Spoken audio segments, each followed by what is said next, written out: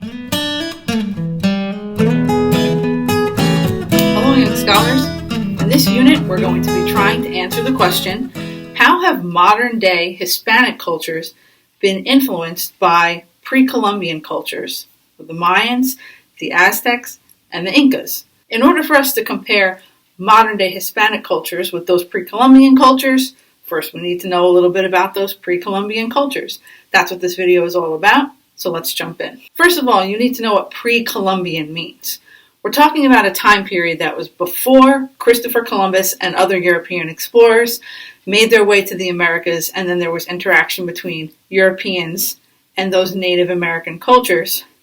This time period is sometimes called the Encounter. They gave it a title because it was such an important moment in history. So first let's start with the Mayans. The Mayan civilization existed from around the year 200 BC to about 900 BCE. Let's talk location.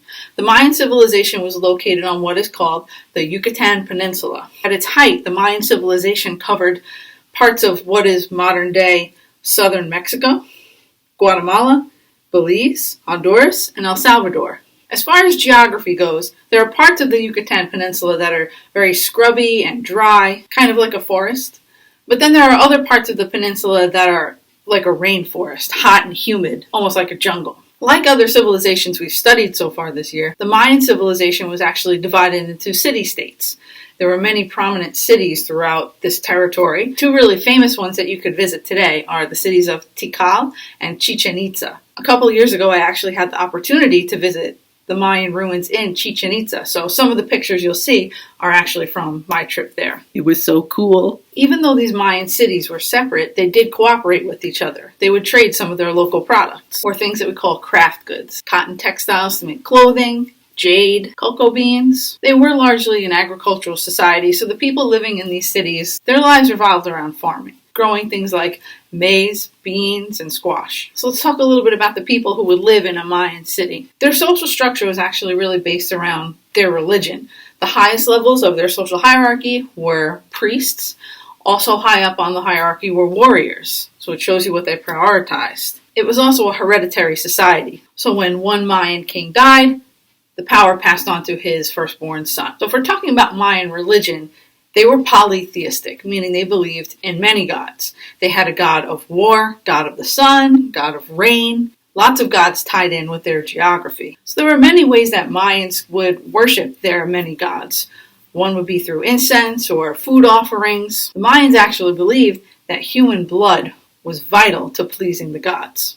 So on some occasions, Mayans would actually practice ritual human sacrifice. There are instances of even high priests and Mayan kings piercing themselves and cutting themselves, and their blood actually being given as a sacrifice to one of the gods to help ensure that they had a successful harvest. In some cities, like Chichen Itza, Mayans might even throw a human sacrifice live into a sinkhole. It's like this deep natural well called a cenote, and they would throw other sacrifices in with that human sacrifice. Now, each Mayan city actually had a ball court. Mayan athletes would try to get this ball through a hoop that was way high up on the sides of these ball courts, and they couldn't use your hands. They would use hips, legs, feet, whatever they could, kind of like soccer. Now, the losing team's captain would be sacrificed.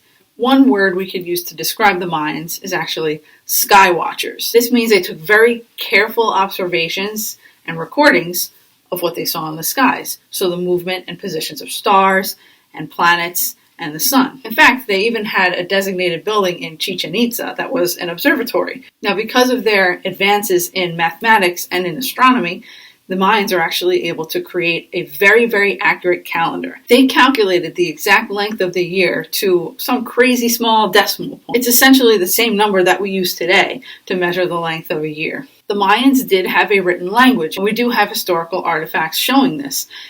Their language was written in what we call glyphs, kind of similar to Egyptian hieroglyphics. They would use pictures or symbols to represent words or syllables. They would record their observations of what they saw in the skies, or they could record really important historical events. Even though the Mayans had a golden age and many achievements, their civilization didn't last.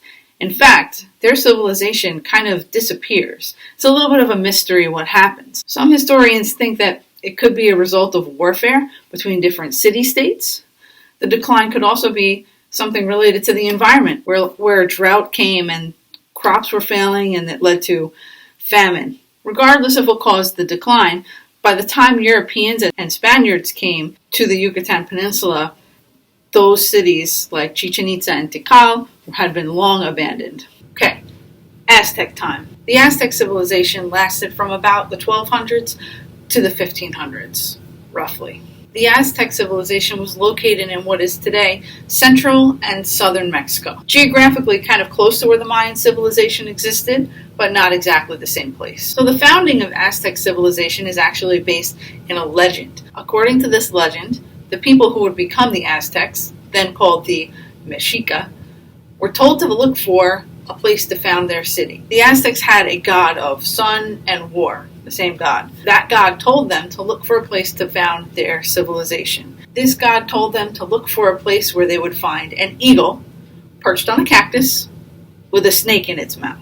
The Aztecs found that place in the middle of a lake, Lake Texcoco. If you're familiar with the Mexican flag, you'll even see a reference to that legend of the founding of the Aztec civilization. Now, the Aztecs are known for having a strong class of warriors. They did form alliances with people groups around their civilization, but they were also known for being fierce warriors, and they would take territory by military force as well. Similar to the Mayans, the Aztecs had a social hierarchy. At the top of that social hierarchy were priests, because religion was very important to the Aztecs, but there were also warriors towards the top of that social hierarchy. Merchants held a pretty decent position on that social hierarchy as well. The marketplace and trade was actually a key component of the Aztecs' success. So let's talk about one of the Aztecs' most impressive achievements, and that would be the building of a city called Tenochtitlan. This was the capital city of their empire. Tenochtitlan was built in the center of that Lake Texcoco, where they decided to found their civilization according to the legend. But that poses some problems. It was a small island in the middle of a lake. How are they going to build a civilization around that? How would they trade? How would they connect with other civilizations if they wanted to? Well, the Aztecs actually had some great engineers who oversaw the building of causeways.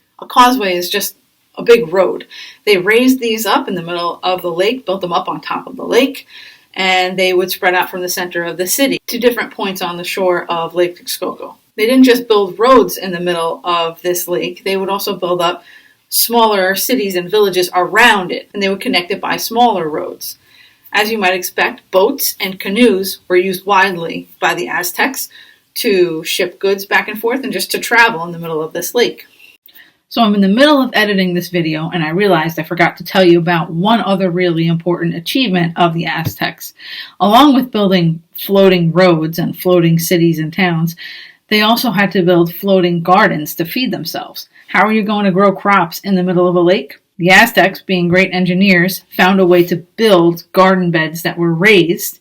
They were constantly watered by the lake underneath, but at the top on these raised garden beds, they could grow crops in order to sustain themselves. These floating gardens were called chinampas. Over time, Tenochtitlan does change, but it becomes actually the center of Mexico City today. In the middle of this city, this floating city, the Aztecs had a huge marketplace where there was lots of business being done, lots of trade. In the center of Tenochtitlan, there was a big walled-in portion of the city where there was a temple. It's where the king of the Aztecs lived. Believe it or not, one king, Montezuma, is even known for having one of the world's first zoos. He had a menagerie of many different exotic animals that he kept right in the city with him. There was also a large temple located within that walled portion of the city of Tenochtitlan. The Aztecs were also polytheistic, meaning they worshipped many gods. Their religion was very important to their lives. Now, they worshipped their gods in many ways, just like the Mayans did. They would have festivals, public ceremonies, dances, songs. Now, the Aztecs believed that the god who was responsible for making the sun rise every day had to fight evil at night. And if this god was not successful in defeating evil, then the world would be plunged into darkness and the sun would not rise. The Aztecs believed that in order to have enough strength to defeat evil, that god required human blood, human sacrifice. Every year, the Aztecs practiced human sacrifice on a very large scale. Thousands of humans would be sacrificed to please the gods, to ensure that they had a successful civilization, they could grow their crops, and that the sun would rise each day. So who were these human sacrifices? Well, in most cases, they were captured enemies from battle. They would use those captured prisoners of war as their sacrifice. So in Aztec warfare, it was actually really important to not just kill all of your enemies. They actually waged war so that they could take captives alive. And they treated them well until it was time for that sacrifice to be made. But there were cases where provinces of the Aztec Empire would actually offer up a person to be sacrificed. It was kind of seen as like a high honor. Like the Mayans, the Aztecs were actually able to create a calendar as well. They would use this calendar to determine when they should plant certain crops, when they should make certain sacrifices, when a new king should be crowned. So there were some troubles for the Aztecs even before the Spanish conquistadors came over and changed their world forever. Montezuma II is a king that's known for maybe pushing too hard to expand territory, maybe trying to take too many prisoners of war, and that led to a lot of conflict. That might have contributed to some unrest and part of the decline of the Aztec Empire. All right, let's talk about our last pre-Columbian civilization that we're studying in this unit, the Incas. The Incas were located not in what we call Mesoamerica, where the Mayans and the Aztecs were located. They were actually located in South America. At the height of their strength and power, the Incas occupied parts of what is today Ecuador, Colombia, Peru, and Chile. So that strip all along the western coast of South America, that was Inca territory. As far as geography goes, this is not an easy place to develop a civilization, and that's because the Andes Mountains, very tall mountain range, runs all down that western coast. But the Incas were actually able to build a really successful civilization in these harsh geographic conditions. Part of the reason why we know they were able to do this is because we see ruins of ancient civilizations amidst the Andes Mountains. The famous city of Machu Picchu is located high up in the Andes Mountains. Historians think that Machu Picchu was built by one of the greatest Incan kings called Pachacuti. They think that city might have been kind of like his palace territory where he would have lived. Historians think the Incas must have had a very organized system of government. There are certain achievements that certainly could not have been done without the organization or strong leadership of some kind. One of these achievements is the vast system of roads that the Incas were able to develop. All throughout the mountains, that's not easy to create a road system way high up in the mountains. Another really distinct feature of Incan civilization was their ability to use terrace farming in order to grow crops. How do you farm on the side of a mountain with a very steep slope? The Incas found a way to do so. They would carve out steps into the mountainside, and they would farm on these not very large strips that kind of look like steps that would go all up the side of the Andes Mountains. Now, while the Incas actually did not have a system of writing, it's impossible for historians to look back at Incan history and look at those peoples and figure out what exactly was going on. But they did have a way to keep records that just didn't involve writing. Incas used something called a quipu, which was a set of knotted strings. It kind of looked like a mop. If you look at one today, it kind of looks like a frayed mop. But they would tie these strings in knots to record things like important dates, births, deaths, numbers, to keep track of trade. Something unique about the Incas was the way that they organized their society. Basically, they used community cooperation. It was something called the Ailu. An Ailu is basically your extended family group.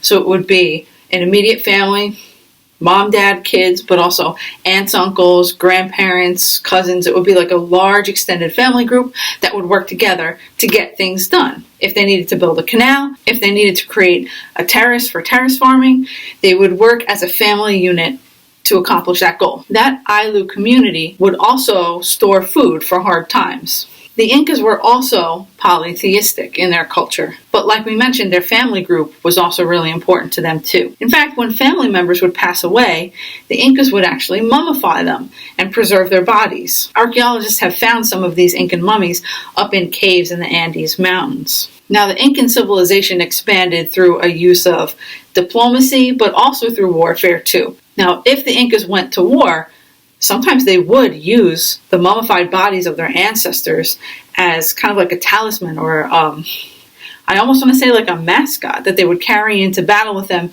and they felt like they gained power and strength from that. There's so much more to learn about these three civilizations, the Aztecs, Incas, and the Mayas. All we've done is cover just some of the basics here in this video. By doing some research on your own and looking at some websites throughout the course of this unit, you guys will be able to look more in depth into these three very fascinating cultures of the past that have had an enduring influence on present Hispanic cultures today. See you next time.